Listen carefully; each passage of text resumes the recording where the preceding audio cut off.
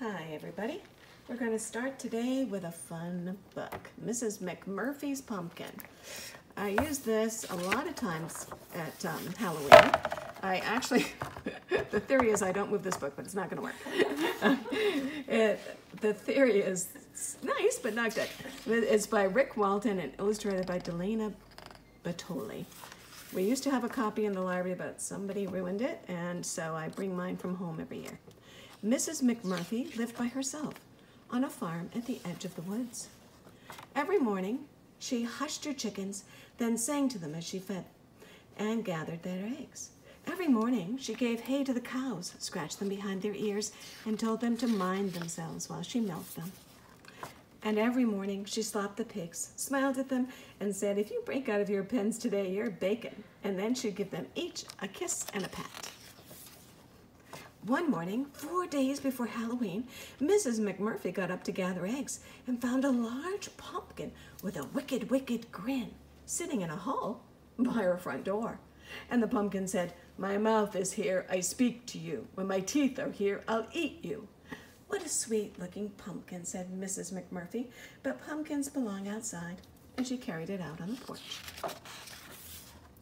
3 days before Halloween, Mrs. McMurphy got up to milk her cows and found a large pumpkin with a wicked, wicked grin and a crookedy nose sitting on her sofa. And the pumpkin said, "My nose is here, I smell you. When my teeth are here, I'll eat you." "Morning is my work time," said Mrs. McMurphy. "Why don't you come back in the afternoon and we'll have milk and cookies together?" And then she carried the pumpkin out and put it in the shed. 2 days before Halloween, Mrs. McMurphy got up to feed her pigs and found a large pumpkin with a wicked, wicked grin and a crooked nose and 2 pointy ears sitting in her kitchen doorway. And the pumpkin said, "My ears are here, I hear you. When my teeth are here, I'll eat you." "No, no," said Mrs. McMurphy. "I think it's time to remember our manners." And she took the pumpkin outside and set it floating down the river. On the day before Halloween, Mrs. McMurphy went up to clean her house and found a large pumpkin with a wicked, wicked grin, a crooked nose, 2 pointy ears, and 2 mean eyes sitting right on her kitchen counter. And the pumpkin said, "My eyes are here, I see you. When my teeth are here, I'll eat you." "What lovely eyes they are," she said, "but I'm afraid no one's allowed to be on my kitchen counter." And this time, she took that pumpkin and put it in a box and mailed it to the North Pole.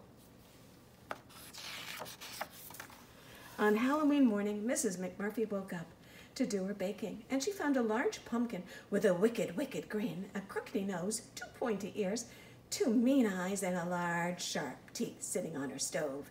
And the pumpkin said, "My teeth are here, I can eat you. It's time."